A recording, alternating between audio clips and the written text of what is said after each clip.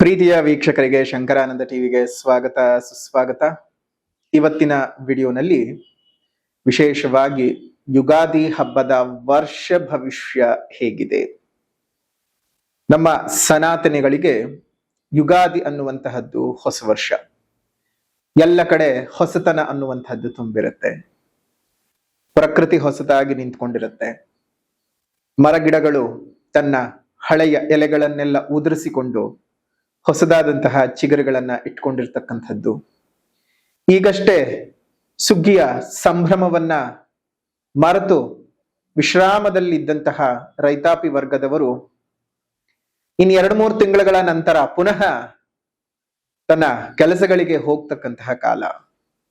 ಜೊತೆಗೆ ಯುಗದ ಆದಿ ಒಂದು ಹೊಸ ಪರಿವರ್ತನೆ ನಮ್ಮಲ್ಲಿ ಆಗುವಂತಹದ್ದು, ಹೊಸ ಸಂವತ್ಸರ ಆಗುವಂಥದ್ದು.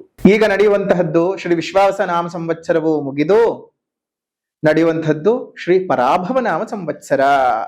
ಪರಾಭವ ನಾಮ ಸಂವತ್ಸರದ ಫಲ ಏನಪ್ಪಾ ಅಂದ್ರೆ, ಪರಾಭವಾಬ್ದೇ ರಾಜನಃ ಪ್ರಾಪ್ನುವಂತಿ ಪರಾಭವಂ ಆಮಯ ಕ್ಷುದ್ರ ಧಾನ್ಯಾನಿ ಪ್ರಭೂತಾನಿ ಸೃವಷ್ಟಯ.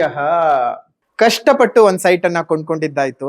ಈಗ ಆ ಜಾಗದಲ್ಲಿ ಮನೆ ಕಟ್ಟಿಸ್ಬೇಕು, ಪಾಯ ಯಾರ ಕಡೆಯಿಂದ ಹಾಕಿಸ್ಬೇಕು, ಬೇಕಾದ ಕಲ್ಲುಗಳಾಗಿರ್ಲಿ, ಕಬ್ಬಣ ಆಗಿರ್ಲಿ, ಮರಳು, ಜಲ್ಲಿಕಲ್ಲು, ಅದೇ ರೀತಿಯಾಗಿ ಮನೆಗೆ ಬೇಕಾಗಿರುವಂತಹ ಇಟ್ಟಿಗೆ, ಸಿಮೆಂಟು ಎಲ್ಲಿಂದನಪ್ಪ ತರಿಸ್ಬೇಕು, ಯಾರ ಕಡೆಯಿಂದ ಕೊಂಡ್ಕೊಳ್ಬೇಕು ಅಂತ ಯೋಚನೆ ಮಾಡ್ತಾ ಇದ್ದೀರಾ? ಇದರೆಲ್ಲದರ ಜೊತೆಗೆ ವಾಸ್ತು ಅನ್ನುವಂಥದ್ದು ಮನೆಗೆ ಬಹಳ ಮುಖ್ಯ. ಯಾರ ಕಡೆಯಿಂದ ನಾವು ವಾಸ್ತುವನ್ನು ತೋರಿಸ್ಬೇಕು ಅಂತಾನು ಯೋಚನೆ ಮಾಡ್ತಾ ಇದ್ದೀರಲ್ವಾ? ನೀವು ಯೋಚನೆ ಮಾಡೋದೇ ಬೇಡ. ಪಾಯ ಹಾಕೋದ್ರಿಂದ ಹಿಡಿದು ಮನೆಗೆ ಯಾವ ರೀತಿಯಾಗಿ ವಾಸ್ತು ಇರಬೇಕು ಅಂತ, ಜೊತೆಗೆ ಆ ಮನೆಗೆ ತಕ್ಕ ಹಾಗೆ ಯಾವ ಬಣ್ಣವನ್ನ ಹಾಕಬೇಕು, ನೆಲಕ್ಕೆ ಯಾವ ಕಲ್ಲು ಹಾಕಬೇಕು, ಗೋಡೆಗೆ ಯಾವ ಬಣ್ಣ ಬಡಿಬೇಕು, ಯಾವ ಕಬ್ಬಣ ಉಪಯೋಗಿಸಬೇಕು ಅಂತೆಲ್ಲ ವಿಶೇಷವಾದ ಮಾಹಿತಿಗಳನ್ನ ಪಾಯದಿಂದ ಹಿಡಿದು ಗೃಹ ಪ್ರವೇಶದವರೆಗೂ ನಿಮಗೆ ಬೇಕಾದಂತಹ ಎಲ್ಲಾ ಸವಲತ್ತುಗಳನ್ನ ಒಂದೇ ಸೂರಿನಡಿ ಕೊಡ್ತಾ ಇದ್ದಾರೆ. ಅತ್ಯಂತ ಕಡಿಮೆ ದರದಲ್ಲಿ ಉನ್ನತ ಗುಣಮಟ್ಟ ಇರತಕ್ಕಂತಹ ವಸ್ತುಗಳನ್ನ ಉಪಯೋಗಿಸಿ ನಿಮಗೆ ಅಂತಾನೆ ಮನೆಯನ್ನ ಕನ್ಸ್ಟ್ರಕ್ಷನ್ ಮಾಡಿಕೊಡ್ತಾ ಇದ್ದಾರೆ. ನಮ್ಮ ರಾಜಾಜಿನಗರದಲ್ಲಿರುವಂತಹ KMI ಕನ್ಸ್ಟ್ರಕ್ಷನ್ಸ್ ನವರು ನಿಮಗೆ ಏನಾದ್ರೂ ಮನೆ ಕಟ್ತಾ ಇದ್ದೀನಿ, ಎಲ್ಲಾ ರೀತಿಯಾದ ಗೊಂದಲಗಳಿದೆ ಅಂದ್ರೆ ಫಸ್ಟ್ ಇಲ್ಲಿರುವಂತಹ ಫೋನ್ ನಂಬರ್ಗೆ ಫೋನ್ ಮಾಡಿ ಎಲ್ಲಾ ಮಾಹಿತಿಗಳನ್ನ ನೀವು ಕುಲಂಕುಷವಾಗಿ ತಿಳ್ಕೊಂಡು ನಿಮಗೆ ಬೇಕಾದಂತಹ ಮನೆಯನ್ನ ನಿಮ್ಮ ಕೈಗೆಟಕುವ ದರದಲ್ಲಿ ಇವರೇ ಕಟ್ಟಿಕೊಡ್ತಾರೆ. ಎಲ್ಲಾ ವಿಚಾರಗಳನ್ನ ತಿಳ್ಕೊಂಡು ಮುಂದುವರಿರಿ. ಶುಭವಾಗ್ಲಿ. ಕನ್ಸ್ಟ್ರಕ್ಷನ್ಗೆ ಸಂಬಂಧಪಟ್ಟಂತಹ ಸಂಪೂರ್ಣ ಮಾಹಿತಿ ಬೇಕಾದ್ರೆ ಇಲ್ಲಿರುವಂತಹ ಫೋನ್ ನಂಬರ್ಗೆ ಫೋನ್ ಮಾಡಿ. ಶುಭವಾಗ್ಲಿ. ನೋಡಿ, ಈ ಒಂದು ಪರಾಭವ ನಾಮ ಸಂವತ್ಸರ ಹೆಸರು ಕೇಳ್ತಾ ಇದ್ದ ಹಾಗೆ ಎಲ್ಲೋ ಒಂದ್ ಕಡೆ ಪರಾಭವ, ಸೋಲು, ಓಡಿ ಹೋಗ್ತಕ್ಕಂತಹದ್ದು, ಎಲ್ಲೋ ಒಂದು ತರಹದ ಅಂಜು, ಬುರುಕುತನ ಈ ರೀತಿಯಾಗೆಲ್ಲ ಇರುತ್ತೆ. ಪರಾಭವ ನಾಮ ಸಂವತ್ಸರದಲ್ಲಿ ರಾಜರುಗಳು ಈಗ ಯಾರು ಇದ್ದಾರಲ್ಲ, ನಮ್ಮನ್ನ ಆಳ್ತಾ ಇರತಕ್ಕಂತಹ ರಾಜರುಗಳಿಗೆ ಸೋಲುಗಳಾಗ್ತದೆ. ಯಾರು ಆಳ್ತಾ ಇರ್ತಕ್ಕಂತಹ ರಾಜರು, ಅದು ರಾಜ್ಯಾತೀತವಾಗಿ ತೆಗೆದುಕೊಳ್ಳುವಂತದ್ದಾಗಿರ್ಲಿ, ದೇಶವನ್ನ ತೆಗೆದುಕೊಳ್ಳುವಂತದ್ದಾಗ್ಲಿ, ಅಂತಹ ರಾಜರುಗಳಿಗೆ ಸೋಲಾಗ್ತದೆ. ಅದೇ ರೀತಿಯಾಗಿ ಆಮಯ ಕ್ಷುದ್ರ ಧಾನ್ಯಾನಿ ಸಣ್ಣ ಸಣ್ಣ ಕಾಳುಗಳನ್ನು ಹೊಂದಿರತಕ್ಕಂತಹದ್ದು, ಅಂತಹ ಧಾನ್ಯಗಳು ನಿಮಗೆ ಚೆನ್ನಾಗಿ ಫಲ ಕೊಡ್ತಕ್ಕಂತಹದ್ದು. ಜೊತೆಗೆ ಸುವೃಷ್ಟಯ, ವೃಷ್ಟಿಯು ತುಂಬಾನೇ ಚೆನ್ನಾಗಿ ಆಗತ್ತೆ. ಮಳೆ ತುಂಬಾ ಚೆನ್ನಾಗಿ ಬರ್ತಕ್ಕಂತಹದ್ದು, ಮಳೆಯ ವಿಶೇಷವಾದಂತಹ ಒಂದು ಅನುಗ್ರಹ ಉಂಟಾಗ್ತದೆ. ಹೀಗಾಗಿ ಈ ಒಂದು ಪರಾಭವನಾಮ ಸಂವತ್ಸರದಲ್ಲಿ ರಾಜರುಗಳಿಗೆ ತೊಂದರೆಗಳಾಗ್ತದೆ. ಇನ್ನು ಈ ಒಂದು ಯುಗಾದಿ ಹಬ್ಬವು ನಮಗೆ ಗುರುವಾರದ ದಿವಸ ಆಗಿರೋದ್ರಿಂದ ಆ ವಾರದ ನಾಯಕ ಯಾರಪ್ಪ ಅಂತ ಹೇಳಿದ್ರೆ ಗುರುಗ್ರಹ, ಬೃಹಸ್ಪತಿ ಗ್ರಹ. ಆ ಗುರುಗ್ರಹನು ಈ ವರ್ಷದ ರಾಜನು. ಅದೇ ರೀತಿಯಾಗಿ ಮಂತ್ರಿಯು ಕುಜನಾಗ್ತಾನೆ, ಸೇನಾಧಿಪತಿಯು ಚಂದ್ರನಾಗ್ತಾನೆ, ಸಸ್ಯಾಧಿಪನು ಶುಕ್ರನಾಗ್ತಾನೆ, ಧಾನ್ಯಾಧಿಪತಿಯು ಬುಧನಾಗ್ತಾನೆ, ಅರ್ಘಾಧಿಪತಿಯು ಚಂದ್ರನಾಗ್ತಾನೆ, ಮೇಘಾಧಿಪತಿಯು ಸಹ ಚಂದ್ರನಾಗ್ತಾನೆ, ರಸಾಧಿಪತಿ ರವಿಯಾದ್ರೆ ನಿರಸಾಧಿಪನು ಗುರುವಾಗ್ತಾನೆ, ಪಶುಗಳ ನಾಯಕನು ಕೃಷ್ಣನಾಗ್ತಾನೆ. ಇಂತಹ ಒಂದು ಸಂದರ್ಭದಲ್ಲಿ ಗುರು ಗ್ರಹ ರಾಜನಾಗಿರೋದ್ರಿಂದಾಗಿ ಏನೇನೆಲ್ಲ ಆಗತ್ತಪ್ಪ ಅಂತ ಹೇಳಿದ್ರೆ, ದ್ವಿಜಾತಯ ಕರ್ಮರತಾತ್ ಸ್ವಧರ್ಮ ಸನ್ಮಾರ್ಗಗಾನೀತಿ ವಿದೋ ನರೇಂದ್ರ ಸುಭಿಕ್ಷಮಾರೋಗ್ಯ ಸುಖೆ ಪ್ರಜಾನಾಂ ಸೃಷ್ಟಿರದಾಧಿಪತೌ ಸುರೇಜ್ಯೇ. ಗುರುವು ರಾಜನಾಗಿರೋದ್ರಿಂದ ದ್ವಿಜರು ಸತ್ಕರ್ಮಗಳನ್ನ ಮಾಡುವಂಥವರಾಗ್ತಾರೆ. ಜನ್ಮನ ಜಾಯತೆ ಜಂತುಹು, ನೀವು ಜನ್ಮದಿಂದ ಜಂತುಗಳೇ ಹೊರತು ನನ್ನ ತಂದೆ ತಾಯಿ ಅವರಿಂದ ಬಂದಂತಹ ಬಳುವಳಿಗಳು ಜಾತಿಗಳಲ್ಲ ಅಥವಾ ವರ್ಣಗಳಲ್ಲ. ತಂದೆ ತಾಯಿಯಿಂದ ಬರುವಂಥದ್ದು ವರ್ಣವಲ್ಲ. ವೇದಗಳಲ್ಲಿ ಅಥವಾ ನಮ್ಮ ಪುರಾತನ ಕಾಲಗಳಲ್ಲಿ ಜಾತಿ ವ್ಯವಸ್ಥೆ ಇರಲಿಲ್ಲ ಹೊರತು ವರ್ಣ ವ್ಯವಸ್ಥೆ ಇದ್ದದ್ದು. ಸೊ ಹಾಗಾಗಿ ದ್ವಿಜರು ಏನು ಮಾಡ್ತಾರೆ? ಸತ್ಕರ್ಮಗಳನ್ನ ಆಚರಣೆ ಮಾಡ್ತಾರೆ.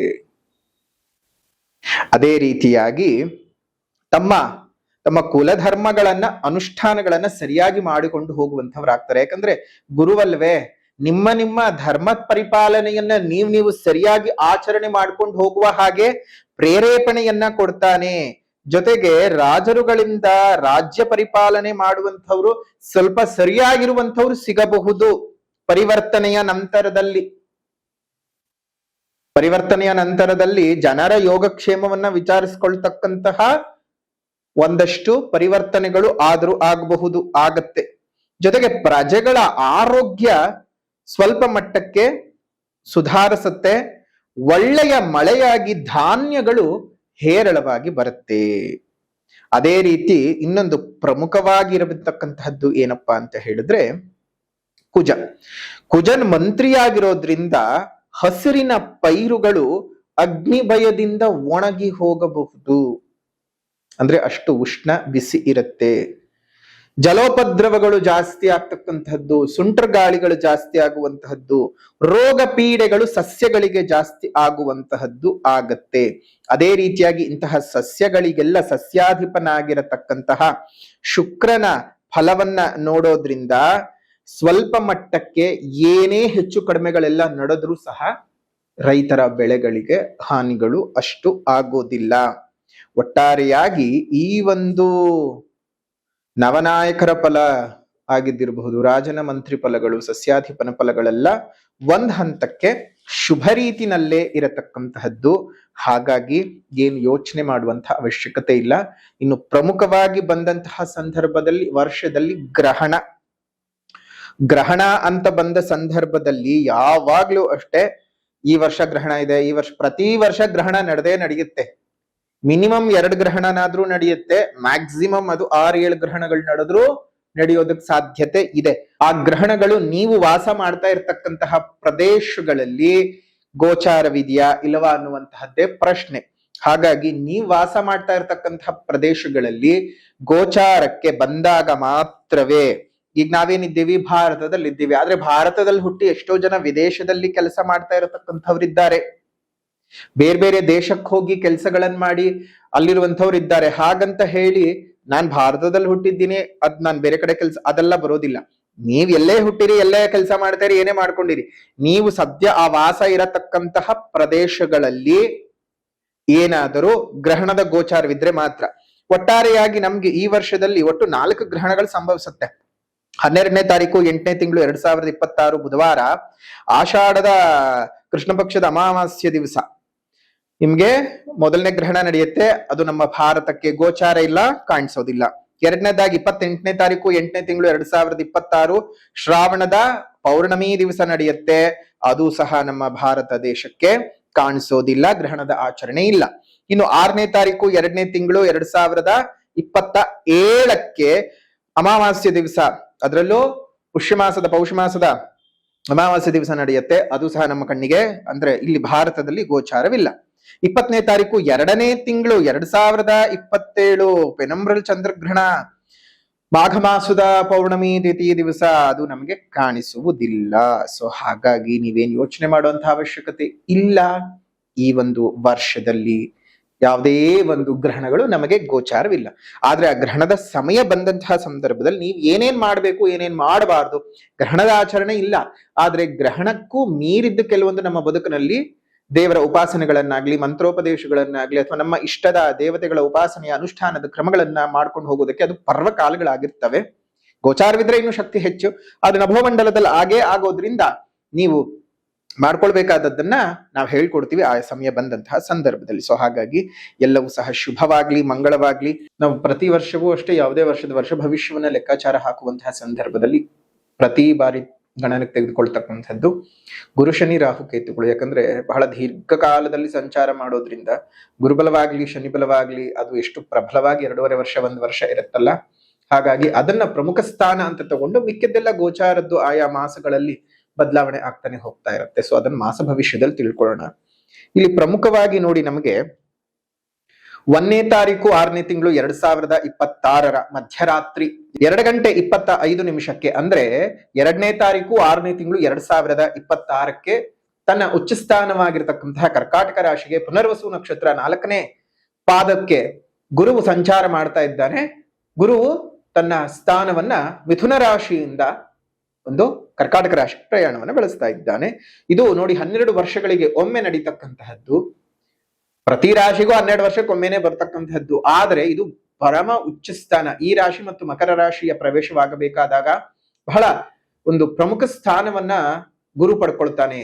ನೋಡಿ, ಗುರುವು ಇಲ್ಲಿ ಎಲ್ಲರೂ ಬರೆದಿಟ್ಕೊಳ್ಳಿ, ಈಗ ಬಂಗಾರ ಬಲುಭಾರವಾಗ್ತಾ ಇದೆ, ಬೆಳ್ಳಿ ಅಂತೂ ನಮಗೆ ಮೇಲ್ ಹೋಗಿ ಕೆಳಗ್ ಬಿದ್ದು ಹೋಗಿದೆ. ಇನ್ನು ಯುಗಾದಿ ಹಬ್ಬದ ಬರೋ ಹೊತ್ತಿಗೆ ಖಂಡಿತ ಬೆಳ್ಳಿ ಆಗ್ಲಿ ಬಂಗಾರವಾಗ್ಲಿ ತನ್ನ ಹೊಳಪನ್ನ ಮತ್ತಷ್ಟು ಹೆಚ್ಚಿಸ್ಕೊಳ್ಳತ್ತೆ ಅನ್ನೋದನ್ನ ಯಾರು ಮರಿಬೇಡಿ. ಇಲ್ಲಿ ಚಂದ್ರನಿಂದ ಚಾಂದಿಯನ್ನು ಅಂತಂದ್ರೆ ಬೆಳ್ಳಿಯನ್ನು, ಗುರುವಿನಿಂದ ಬಂಗಾರವನ್ನು ನಾವು ನೋಡ್ತೇವೆ. ಇಲ್ಲಿ ಉಚ್ಚ ಸ್ಥಾನಕ್ಕೆ ಸಂಚಾರ ಮಾಡ್ತಾ ಇದ್ದಾಗ್ಲೇನೆ ನಿಮಗೆ ನೋಡಿ ಅರ್ಥ ಮಾಡ್ಕೋಬೇಕು, ಗುರು ಯಾವಾಗ ವೃಷಭ ರಾಶಿಗೆ ಪ್ರವೇಶ ಮಾಡಿದ್ನೋ, ನಾವು ಹೇಳಿದ್ವಿ ವೃಷಭ ರಾಶಿಗೆ ಪ್ರವೇಶ ಮಾಡಿದಾಗ್ಲೇ ಹೇಳಿದ್ವಿ 10,000ಕ್ಕಿಂತ ಜಾಸ್ತಿ ಹೋಗುತ್ತೆ, ಬರೆದಿಟ್ಕೊಳ್ಳಿ ಅಂತ. ಈಗ 10,000 ಅಲ್ಲ, 10,000 ದಾಟಿ 16,000 17,000 ಮಟ್ಟಕ್ಕೆ ಬಂದು ನಿಂತ್ಕೊಂಡು ಈಗ ಪುನಃ ಕಡಿಮೆ ಆಗಿರತಕ್ಕಂತಹದ್ದು. ಇನ್ನು ಶನಿ ಅಂತ ಬಂದ ಸಂದರ್ಭಕ್ಕೆ ಶನಿಯ ಸ್ಥಾನ ಪರಿವರ್ತನೆ ಏನೂ ಇಲ್ಲ, ಆದರೆ ತನ್ನ ಸ್ಥಾನಗಳ ಬದಲಾವಣೆ ಇಲ್ಲದೆ ಇದ್ರೂ ಸಹ ವಕ್ರೀಗತನ ಆಗ್ತಾ ಇದ್ದಾನೆ. ವಕ್ರೀಗತನ ಆದಾಗ ತನ್ನ ಹಿಂದಿನ ಮನೆಯ ಸ್ಥಾನದ ಫಲಗಳನ್ನ ಹೇಳ್ಬೇಕಾಗತ್ತೆ. ಹಾಗಾಗಿ 26ನೇ ತಾರೀಕು 7ನೇ ತಿಂಗಳು 2026 ತನ್ನ ವಕ್ರವನ್ನ ಆರಂಭ ಮಾಡಿದ್ರೆ 9ನೇ ತಾರೀಕು 12ನೇ ತಿಂಗಳು 2026 ವಕ್ರೀಗತದಿಂದ ಆಚೆ ಬರ್ತಾನೆ. ಜೊತೆಗೆ ರಾಹುಕೇತುಗಳು ಡಿಸೆಂಬರ್ನ ತಿಂಗಳಲ್ಲಿ 5ನೇ ತಾರೀಕು 12ನೇ ತಿಂಗಳು 2026 ಧನಿಷ್ಠಾ ನಕ್ಷತ್ರ 2ನೇ ಪಾದಕ್ಕೆ ಅಂದ್ರೆ ಮಕರ ರಾಶಿಗೆ ರಾಹುವು ಬಂದರೆ, ಅದೇ ದಿವಸ ಆಶ್ಲೇಷ ನಕ್ಷತ್ರ 4ನೇ ಪಾದಕ್ಕೆ ಒಂದು ಕೇತುವು ಬರ್ತಕ್ಕಂತಹದ್ದು. ಧನಿಷ್ಠಾ ನಕ್ಷತ್ರ 2ನೇ ಪಾದಕ್ಕೆ ರಾಹು ಬಂದು ಮಕರ ರಾಶಿಗೆ ಬಂದರೆ, ಆಶ್ಲೇಷ ನಕ್ಷತ್ರ 4ನೇ ಪಾದಕ್ಕೆ ಒಂದು ಕೇತುವಿನ ಆಗಮನ ಉಂಟಾಗ್ತಾ ಇರತಕ್ಕಂಥದ್ದು. ಇದಿಷ್ಟು ಈ ವರ್ಷ ನಡೀತಕ್ಕಂತಹ ಒಂದು ಗ್ರಹಗಳ ಬದಲಾವಣೆಗಳು. ಹೊಸ ವರ್ಷ ಏನಿದೆ ನಮಗೆ ಶ್ರೀ ಪರಾಭವನಾಮ ಸಂವತ್ಸರವು ನಿಮ್ಮೆಲ್ಲರಿಗೂ ಸಹ ಸಂತೋಷವನ್ನೇ ತಂದ್ಕೊಡ್ಲಿ ಅಂತ ಹೇಳಿ ಪ್ರಾರ್ಥನೆಯನ್ನು ಮಾಡ್ತಾ ಈಗ ರಾಶಿ ಭವಿಷ್ಯದ ಕಡೆ ಗಮನವನ್ನ ಹರಿಸೋಣ. ಸ್ಥಿತಿಗತಿಗಳನ್ನ ನೋಡೋದಾಯ್ತು ಅಂತ ಹೇಳಿದ್ರೆ, ನಮ್ಮ ಮಿಥುನ ರಾಶಿಯವರಿಗೆ ಯಾವ್ಯಾವ ರೀತಿಯಲ್ಲಿ ಇದ್ದಾವೆ ಅಂತ ನೋಡೋಣ. ಗುರುವು ನಿಮಗೆ ವರ್ಷದ ಆದಿಯಲ್ಲಿ ರಾಶಿಯಲ್ಲೂ, ಅದಾದ ನಂತರ ಜೂನ್ 1ರ ರಾತ್ರಿ 2ರ ತಾರೀಕರ ಬೆಳಗ್ಗಿನ ಜಾವದಲ್ಲಿ ದ್ವಿತೀಯ ಸ್ಥಾನಕ್ಕೂ ಸಂಚಾರವನ್ನು ಮಾಡ್ತಾನೆ. 5ನೇ ತಾರೀಕು ಡಿಸೆಂಬರ್ನವರೆಗೂ ಕೇತು ಮತ್ತು ರಾಹುಗಳು ನಿಮಗೆ ಕ್ರಮವಾಗಿ ತೃತೀಯ ಮತ್ತು ಭಾಗ್ಯಸ್ಥಾನದಲ್ಲಿ ಇರ್ತಾರೆ. ಅಂದ್ರೆ ರಾಹುವು ತನ್ನ ಸ್ಥಾನವನ್ನ ಅಷ್ಟಮಕ್ಕೆ ಬದಲಾಯಿಸ್ತಾನೆ 5ನೇ ತಾರೀಕು ಡಿಸೆಂಬರ್ಗೆ. ಅದೇ ರೀತಿಯಾಗಿ ದ್ವಿತೀಯ ಸ್ಥಾನಕ್ಕೆ ಕೇತುವು ತನ್ನ ಒಂದು ಸ್ಥಾನವನ್ನು ಬದಲಾವಣೆ ಮಾಡ್ತಾನೆ. ಶನಿಯ ಸ್ಥಾನದಲ್ಲೇನು ಅಂತಹ ಬದಲಾವಣೆ ಇಲ್ಲ, ವಕ್ರೀಗತನಾಗ್ತಾನೆ. ಆದ್ರೆ ವಕ್ರದ ಪ್ರಭಾವಗಳನ್ನು ಅನುಭವಿಸಬೇಕಾಗ್ತದೆ. ಅದು ನಿಮಗೆ ದಶಮ ಸ್ಥಾನದಲ್ಲಿ ಆಗ್ತಕ್ಕಂಥದ್ದು, ದಶಮ ಸ್ಥಾನದಲ್ಲಿ ಆಗುವಂಥದ್ದು. ಸೊ ಹಾಗಾಗಿ ಆಯಾ ಫಲಿತಗಳನ್ನ ನೀವು ಆಯಾ ಸಂದರ್ಭಗಳಲ್ಲಿ ತಿಳ್ಕೊಳ್ಳುವಂಥದ್ದು ಆಗತ್ತೆ. ಇನ್ನು ಈ ಒಂದು ಮಿಥುನ ರಾಶಿಯವರಿಗೆ ಪ್ರಬಲವಾಗಿ ಏನಪ್ಪ ಈ ವರ್ಷದ ಪ್ರಭಾವಗಳು, ಲಾಭಗಳೆಷ್ಟು, ನಷ್ಟಗಳೆಷ್ಟು, ಯಾವ ರೀತಿಯಾದಂತಹ ಅನುಕೂಲತೆಗಳನ್ನ ಅನಾನುಕೂಲತೆಗಳನ್ನ ಮಿಥುನ ರಾಶಿಯವರು ನೋಡಬಹುದು ಅಂತ ಆಸೆಗಂಗಳಿಂದ ನೋಡ್ತಾ ಇರ್ತಕ್ಕಂಥವ್ರಿಗೆ ನೋಡಿ, ಮೊದಲನೇದಾಗಿ ನಿಮಗೆ ಮಿಥುನ ರಾಶಿಯವರಿಗೆ ಆದಾಯ 8, ವ್ಯಯ 11. ಅದೇ ರೀತಿಯಾಗಿ ಆರೋಗ್ಯ 6, ಅನಾರೋಗ್ಯ 3, ರಾಜಕೋಪ 0, ರಾಜ ಪೂಜಾ 0, ರಾಜಕೋಪ 5, ಸುಖ 6, ದುಃಖ 3. ಸುಖವೇ ಹೆಚ್ಚು, ದುಃಖ ಕಡಿಮೆ ಇದೆ. ಆದಾಯ 8 ಇದ್ರೆ ವ್ಯಯ 11 ಇದೆ ಮಿಥುನ ರಾಶಿಯವರಿಗೆ. ಅಂದ್ರೆ ಅತ್ಯಧಿಕವಾದ ಖರ್ಚುಗಳು ಆಗ್ತಕ್ಕಂಥದ್ದು. ಅತ್ಯಧಿಕವಾದ ಸಂಪಾದನೆಯೂ ಆಗತ್ತೆ, ಅತ್ಯಧಿಕವಾದ ಖರ್ಚು ಆಗತ್ತೆ. ಆ ಖರ್ಚುಗಳನ್ನ ನೀವ್ ಯಾಕೆ ಮಾಡ್ತೀರಾ ಅಂತ ಈಗ ನೋಡೋಣ. 12 ವರ್ಷಗಳ ನಂತರ ಪುನಃ ನಿಮ್ಮ ಧನಸ್ಥಾನಕ್ಕೆ ಉಚ್ಚಂಗತನಾಗಿ ಬರ್ತಾ ಇರತಕ್ಕಂತಹ ಗುರುವಿನ ಪ್ರಭಾವ, ವೈಭೋಗದ ಜೀವನವನ್ನ ನೀವು ನೋಡ್ತೀರಾ. ಶನಿಯ ಶುಭಸ್ಥಾನದ ಸಂಚಾರ, ಗುರುವಿನ ಶುಭಸ್ಥಾನದ ಸಂಚಾರ, ಅದೇ ರೀತಿಯಾಗಿ ಕಾಲಾನುಕ್ರಮದಲ್ಲಿ ರವಿಯ ಶುಭ ರೀತಿಯಾದಂತಹ ಸಂಚಾರಗಳೆಲ್ಲ ಮಿಥುನ ರಾಶಿಯವರ ಒಂದು ಜೀವನದಲ್ಲಿ ಮತ್ತೆ ಪುನಃ ವೈಭೋಗವನ್ನ ತಂದು ಕೊಡ್ತಾ ಇದೆ. ಈ ವರ್ಷ ಪರಾಭವನಾಮ ಸಂವತ್ಸರವು ನಿಮ್ಮ ಜೀವನದಲ್ಲಿರ್ತಕ್ಕಂಥ ಎಲ್ಲ ಪರಾಭವಗಳನ್ನ ಹೋಗಿಸ್ತೆ. ಅತ್ಯಂತ ಹೊಸತನದಾಗಿರ್ತಕ್ಕಂಥದ್ದು, ಅತ್ಯಂತ ನೂತನವಾದಂತಹ ಪ್ರಭಾವಗಳನ್ನ ನೀವು ಅನುಭವಿಸೋದಕ್ಕೆ ಸಾಧ್ಯವಾಗತ್ತೆ. ನಿಮ್ ಜೀವನದಲ್ಲಿದ್ದಂತಹ ಅನೇಕ ಕಷ್ಟ ನಷ್ಟಗಳನ್ನ, ಕೋಟಲೆಗಳನ್ನ, ಕೆಲಸವಿಲ್ಲದ ಒದ್ದಾಟಗಳನ್ನ, ಹಣಕಾಸಿಲ್ಲದ ದಿನಗಳನ್ನ, ನೋವುಗಳೇ ತುಂಬಿದಂತಹ ದಿನಗಳು ಮುಕ್ತಾಯವಾಗ್ತಕ್ಕಂತಹ ಹಂತ. ಜೊತೆಗೆ ನಿಮ್ಮ ಜನ್ಮಜಾತಕದಲ್ಲೂ ಏನಾದರೂ ಶುಭ ರೀತಿಯಾಗಿರ್ತಕ್ಕಂತಹ ಗ್ರಹದ ದಶಾಭುಕ್ತಿಗಳೇನಾದ್ರೂ ನಡೀತಾ ಇತ್ತು ಅಂತ ಹೇಳಿದ್ರೆ ಅದರಿಂದ ನಿಮಗೆ ಇನ್ನಷ್ಟು ಹೆಚ್ಚಿನ ಅನುಕೂಲತೆಯೇ ಇದ್ದಾವೆ ಹೊರತು ಅನಾನುಕೂಲತೆಗಳು ಇಲ್ಲ. ಹಾಗಾಗಿ ಮಿಥುನ ರಾಶಿಯವರಿಗೆ ಈ ವರ್ಷ ಜಾಕ್ಪಾಟ್ ಅಂತಾನೆ ಹೇಳಬಹುದು. 12 ವರ್ಷಗಳ ನಂತರ ನಿಮ್ಮ ಧನಸ್ಥಾನಕ್ಕೆ ಬರ್ತಾ ಇದ್ದಾನೆ. ಅದರಲ್ಲೂ ಉಚ್ಚ ಸ್ಥಾನಕ್ಕೆ ಬರ್ತಾ ಇರತಕ್ಕಂತಹ ಗುರು ನಿಮ್ಮ ರಾಶಿಯಿಂದ 6ನೇ ರಾಶಿಯ ಮೇಲೆ, ನಿಮ್ಮ ರೋಗಸ್ಥಾನದ ಮೇಲೆ ದೃಷ್ಟಿಯನ್ನ ಬೀಡ್ತಾ ಇದ್ದಾನೆ. ಹಾಗಾಗಿ ನಿಮಗೆ ಆರೋಗ್ಯ ಏನಾದ್ರೂ ಕೈ ಕೊಟ್ಟಿದ್ರೆ ಎಲ್ಲ ಸರಿ ಹೋಗ್ತಕ್ಕಂಥದ್ದು ಆಗುತ್ತೆ. ಜೊತೆಗೆ ಗುರುವಿನ ಪ್ರಭಾವ ನಿಮ್ಗೆ ಅಷ್ಟಮ ಸ್ಥಾನದ ಮೇಲೂ, ಅದೇ ರೀತಿಯಾಗಿ ಕರ್ಮಸ್ಥಾನದ ಮೇಲೂ ಆಗ್ತಾ ಇದೆ. ಕೆಲಸ ಕಾರ್ಯಗಳೆಲ್ಲ ಯಶಸ್ಸು. ತುಂಬಾ ಕೈ ಕಟ್ಟಾಕೊಂಡು ಕೂತ್ಕೊಂಡಂತಹ ಅನುಭವ ಆಗೋಗಿತ್ತು ಕಳೆದ 2 ವರ್ಷಗಳಿಂದ. ಒಂದು ದ್ವಾದಶದ ಗುರು, ಜನ್ಮ ಗುರು, ಅಬ್ಬಾ ಬೇಡ. ಮನೆಯವರಿಂದಾನೇ ನರ್ಕ ನೋಡ್ಬಿಟ್ಟಿರ್ತೀರಿ. ಹೊರಗಡೆ ಯಾರೋ ಬಂದ್ ನಮಗ್ ನೋವು ಕೊಡ್ಬೇಕು, ಹೊರಗಡೆ ಯಾರೋ ಬಂದ್ ನಮಗೆ ಕಷ್ಟ ಕೊಡ್ಬೇಕು, ಹೊರಗಡೆಯಿಂದ ನಮ್ಗೇನೋ ಆಗ್ಬೇಕು ಅಂತೇನು ಇಲ್ಲ. ಮನೆಯಲ್ಲೇ ಸಾಕು ನಮ್ಮನ್ನ ತುಳಿದು ಹಾಕಿ ಬಿಡೋದಕ್ಕೆ. ಅಷ್ಟು ನೋವನ್ನ ಅನುಭವಿಸಿದ್ರಿ ಮಿಥುನ್ ರಾಶಿ. ನಿಮ್ ಕಣ್ಣೀರಿಕೆ ಒಂದು ಸ್ವಲ್ಪ ಮಟ್ಟಕ್ಕಾದ್ರೂ ಭಗವಂತ ಫಲ ಕೊಡ್ತಕ್ಕಂಥ ವರ್ಷ 2026 ಆಗಿರುತ್ತೆ. ಅದೇ ರೀತಿಯಾಗಿ ಕೌಟುಂಬಿಕ ಜೀವನದಲ್ಲಿ ಬಹಳ ಸಂತೋಷಗಳಿರುತ್ತೆ. ದೇಹದಲ್ಲಿ ಆರೋಗ್ಯ ವೃದ್ಧಿ ಆಗತ್ತೆ, ಉತ್ಸಾಹಗಳು ಜಾಸ್ತಿ ಆಗ್ತಕ್ಕಂಥದ್ದು. ಮನೆಯಲ್ಲಿ ಹೆಂಡತಿ ಮಕ್ಕಳೊಟ್ಟಿಗೆ ಸುಖವಾದಂತಹ ಜೀವನವನ್ನ ನಡೆಸ್ತಕ್ಕಂಥದ್ದು. ಜೊತೆಗೆ ನಿಮಗೆ ಗುರುಬಲ ಬರ್ತಾ ಇದೆ ನೋಡಿ. ಗುರುಬಲ ಬರ್ತಾ ಇರೋದ್ರಿಂದಾಗಿ ನಿಮಗೆ ವಿವಾಹಕ್ಕೂ ಸಹ ಅನುಕೂಲತೆಗಳು, ಶುಭ ರೀತಿಯಾದಂತಹ ಗ್ರಹದ ದಶಾಭುಕ್ತಿಗಳೇ ನಡೀತಾ ಇದ್ರೆ ಅದಕ್ಕೆ ಹೇಳೋದು, ಒಂದ್ಸಲ ನಿಮ್ ಜನ್ಮ ಜಾತಕವನ್ನು ತೋರಿಸ್ಕೊಳ್ಳಿ. ಗೋಚಾರ ಏನು ನಿಮ್ಗೆ 100ಗೆ 100% ಅಂತ ಹೇಳಕ್ಕಾಗದೆ ಇದ್ರು 100ಗೆ 90% ನಷ್ಟು ಶುಭ ಫಲಗಳನ್ನ ಕೊಟ್ಟಿದೆ. 10% ಆಯಾ ಕಾಲಕ್ಕನುಗುಣವಾಗಿ ಬದಲಾವಣೆ ಆಗ್ತಕ್ಕಂತಹ ಇನ್ನಿತರ ಗ್ರಹದ ಒಂದು ಚಿತ್ರಣದಿಂದ ಬದಲಾಗಬಹುದು. ಆದ್ರೆ ಅಂತಹ ಮೇಜರ್ ಆಗಿ ಏನು ನಿಮ್ಗೆ ಪ್ರಾಬ್ಲಮ್ ಆಗ್ಲಾರ್ದು. ಅದಕ್ಕೆ ಹೇಳೋದು, ನಿಮ್ ಜನ್ಮ ಜಾತಕವನ್ನೊಮ್ಮೆ ತೋರಿಸ್ಕೊಳ್ಳಿ. ಅದರಲ್ಲಿ ಏನಾದ್ರೂ ಸಮಸ್ಯೆಗಳಿದ್ರೆ ಪರಿಹಾರವನ್ನ ಮಾಡಿಕೊಂಡು ಶುಭ ರೀತಿಯಾಗಿ ಮುಂದುವರಿಯಿರಿ. ನಿಮ್ಮೆಲ್ಲರಿಗೂ ಸಹ ಒಳ್ಳೇದಾಗ್ಲಿ ಅಂತ ಹೇಳ್ತಾ, ಇನ್ನು ಸೇವಕ ವರ್ಗದವರಿಂದ ಧನ ಪ್ರಾಪ್ತಿ ಉಂಟಾಗ್ತದೆ. ಧಾರ್ಮಿಕ ಆಚರಣೆಗಳನ್ನ ಮಾಡ್ತೀರಿ. ಸಮಾಜದಲ್ಲಿ ನಿಮ್ಗೆ ಉತ್ತಮವಾದಂತಹ ಗೌರವಗಳು ಸಿಗ್ತಕ್ಕಂತಹದ್ದು. ನಿವೇಶನವನ್ನ ಕೊಂಡ್ಕೊಳ್ಳುವಂಥದ್ದು, ವಾಹನವನ್ನ ಕೊಂಡ್ಕೊಳ್ಳುವಂಥದ್ದು, ಅಂದ್ರೆ ಆಸ್ತಿ ಪಾಸ್ತಿಯ ವಿಚಾರದಲ್ಲಿ ಬಹಳ ಅನುಕೂಲಗಳು. ಉದ್ಯೋಗದಲ್ಲಿ ಧನಲಾಭಗಳು ಉಂಟಾಗುವಂಥದ್ದು. ಸಂಘ ಸಂಸ್ಥೆಗಳಲ್ಲಿ ಮಾನ ಮನ್ನಣೆಗಳು ಸಿಗ್ತಕ್ಕಂತಹದ್ದು. ಹಲವಾರು ಬಾರಿ ಪ್ರಯತ್ನ ಮಾಡಿ ಮಾಡಿ ಮಾಡಿ ಮಾಡಿ ಆಗೋದೇ ಇಲ್ಲ ಅಂತ ನೀವು ಕೈ ಬಿಟ್ಟಿರೋ ಕೆಲಸಕ್ಕೆ ಇನ್ನೊಮ್ಮೆ ಏನಾದ್ರೂ ಪ್ರಯತ್ನ ಮಾಡಿದ್ರೆ ಖಂಡಿತ ಆ ಒಂದು ಪ್ರಯತ್ನದಲ್ಲಿ ಫಲ ಸಿಗ್ತಕ್ಕಂಥದ್ದಾಗತ್ತೆ. ದೂರ ಪ್ರಯಾಣದ ಯೋಗ, ವಾದ ವಿವಾದಗಳಲ್ಲಿ ಗೆಲ್ತಕ್ಕಂಥದ್ದು. ಸರ್ಕಾರಿ ಕೆಲಸಗಳು, ಕೋರ್ಟು ಕಚೇರಿ ವ್ಯಾಜ್ಯಗಳಲ್ಲಿ ಯಶಸ್ಸು ಸಿಗ್ತಕ್ಕಂಥದ್ದು. ದಾನ ಧರ್ಮ ಪರೋಪಕಾರಗಳನ್ನ ಹೆಚ್ಚಿಗೆ ಮಾಡ್ತೀರಿ. ನಿಮ್ಮ ವಿರೋಧಿಗಳಿಗೆ ಮುಖಭಂಗಗಳು ಉಂಟಾಗ್ತಕ್ಕಂತಹದ್ದು. ಶನಿನೂ ಸಹ ತುಂಬಾ ಒಂದು ಪ್ರಬಲನಾಗಿ ಬಲಾಢ್ಯನಾಗಿರೋದ್ರಿಂದ ಪ್ರಾಪಂಚಿಕ ಸುಖಗಳನ್ನ ಕೊಡ್ತಾನೆ. ಬಂಧು ಮಿತ್ರರಿಂದ ಬಹಳ ಸಹಾಯವನ್ನ ಒಂದು ಪಡ್ಕೊಳ್ಳೋದಕ್ಕೆ ಸಾಧ್ಯವಾಗ್ತಕ್ಕಂತಹದ್ದು.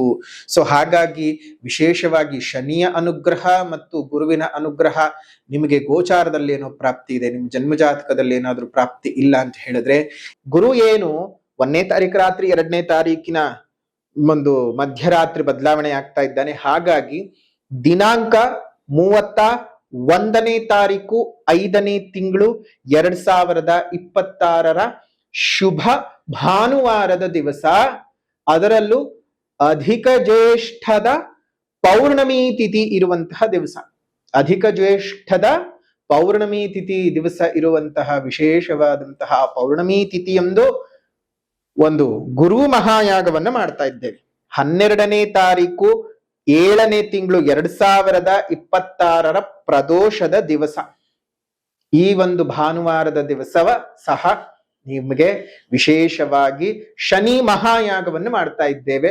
ನೀವು ಶನಿ ಮತ್ತು ಗುರು ಮಹಾಯಾಗವನ್ನ ನೀವು ಮಾಡಿಸಿ ಆ ಒಂದು ಪ್ರಸಾದಗಳನ್ನ ನೀವು ಉಪಯೋಗಿಸ್ತಾ ಬನ್ನಿ.